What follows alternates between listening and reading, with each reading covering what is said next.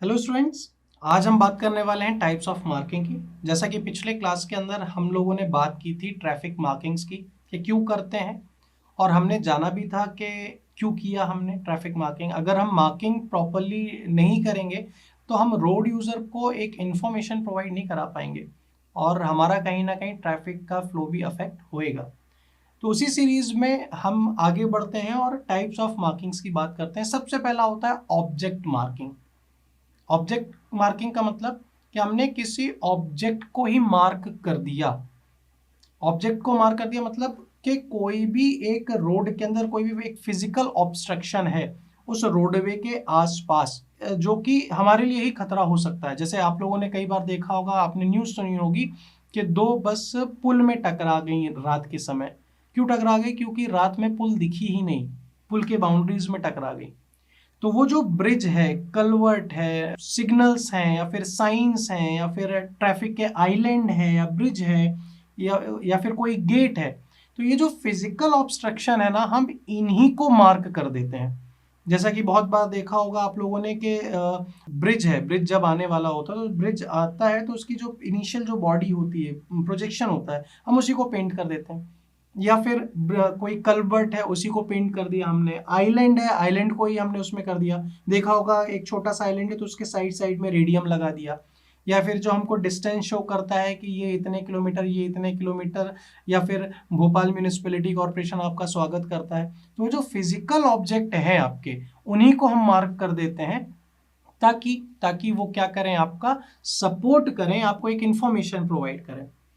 दूसरा होता है आपका कर्व मार्किंग। अच्छा, पहला हमने क्या बात किया? Object marking. ऑब्जेक्ट मार्किंग लिखता चलता हूं ताकि आप लोग को भी थोड़ी सी सहूलियत रहे। दूसरा आपका क्या होगा? Curve marking.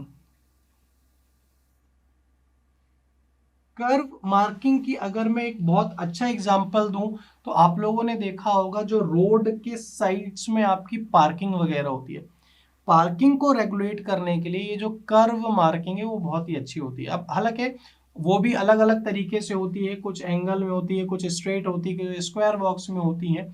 तो ये भी जो मार्किंग होती है कर्व्स की या फिर आइलैंड के एजेस में alternate black and white line से, तो ये यूजफुल भी होती है पार्किंग के हिसाब से भी, और प्लस दूर डिस्टेंस के अंदर ये जो ब्लैक एंड वाइट का कर्व के अंदर जो पेंट हम करते हैं तो वो विजिबिलिटी भी बढ़ाता है आपका। अगर मैं कुछ अगर एक डिजाइन के थ्रू अगर आपको समझाऊं, समझेंगे आप।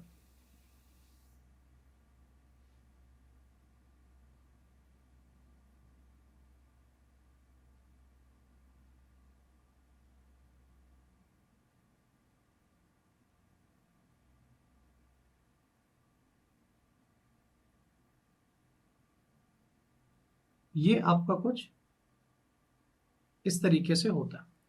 ये वाइट लाइन हो गई, फिर ब्लैक लाइन हो गई, वाइट ब्लैक। अच्छा, यहाँ पे मैंने थोड़ी सी थिकनेस कम कर दी है, ये यूनिफॉर्म होती है, जितनी वाइट होगी उतनी ही ब्लैक होगी। तो ये कुछ इस तरीके से आपकी विजिबिलिटी को भी इंक्रीज करके लाता है। तीसरा आपका क्या है? तीसरा आपका क्या है? Reflector unit marking. Reflector unit marking, नाम से ही समझ में आ रहा है जो मार्किंग है। अब यहाँ पे कहीं ना कहीं हम रिफ्लेक्टर का यूज करेंगे एज अ गाइड मार्कर्स। ठीक है। अब ये रिफ्लेक्टर का यूज करना सबसे अच्छा best example, prime example radium. Radium में जब लाइट पड़ती है तो रेडियम हमें चमकता है, और ये रात के समय तो सबसे ज़्यादा यूजफुल होता है। वहाँ पे हम जनरली येलो लाइट जो होती है बहुत ही हैजार्डस मानी जाती है ना। तो उस टाइम पे विजिबिलिटी हमें बहुत कम होती है लॉन्ग डिस्टेंस पे। तो इसलिए ये जो हम रिफ्लेक्टर का यूज करते हैं मार्किंग के तौर पे, वो भी थोड़ी सी हमारे लिए बहुत ही ज़्यादा यूजफुल होती है रात के समय पे। और लास्ट अगर हम बात करें तो पेवमेंट मार्किंग।